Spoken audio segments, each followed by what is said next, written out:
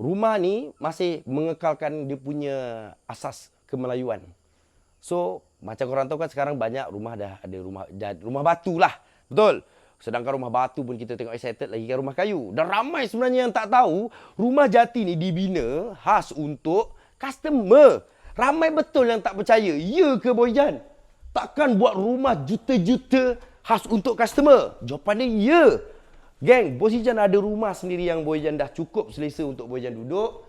So, Boyjan dari dulu duk fikir apa yang boleh Boyjan buat untuk balas kebaikan customer-customer Boyjan yang beli barang dengan Boyjan. Ya betul, jual beli itu biasa geng.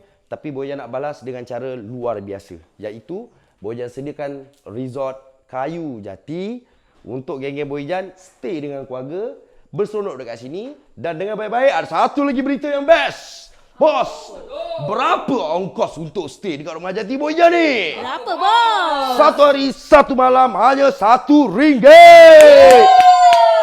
Khas untuk pemegang kad je. Bos, macam mana nak jadi pemegang kad, bos? Macam mana, bos? Jawapan dia, beli apa saja dekat gudang Boyjan, automatik, daftar secara free. Tak perlu bayar. Ingat geng, kalau ada siapa-siapa suruh bayar untuk kad member ni, jangan layan. Kad ni semua free je kepada customer. Ni apa ni? Apa tu? Dalam tu? Oi, ada ni bilik anak-anak. So dia ada atasnya ada 4 bilik. Yang ini untuk budak-budak yang kecil-kecil. Boyjan nak buat spek comel. Untuk budak-budak kan? Bayi Taklah bayi. Kira bawah 12 tahun. Children. Sebenarnya yang besar pun boleh macam ni. Uish, Ni bestnya. untuk children. Untuk yang remaja. Remaja sebelah sini geng. Macam bos. So yes. Bilik ada Masih remaja. 4. Bawah ada 4, atas bawah ada 5, atas ada 5 bilik dia.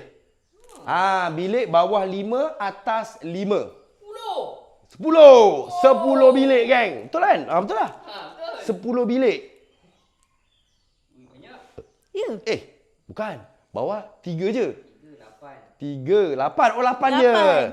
8. Tapi macam korang tahu kalau dah rumah kampung, ini nak buat apa? Bentang toto. Sini ada aircon. Ada. Kalau semua tidur dalam bilik, apa rasa kampungnya? Duduk di sini ramai-ramai lah.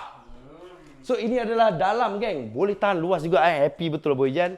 So nanti Boyjan nak tunjuk korang area bawah pula. So tahniah kepada customer Boyjan.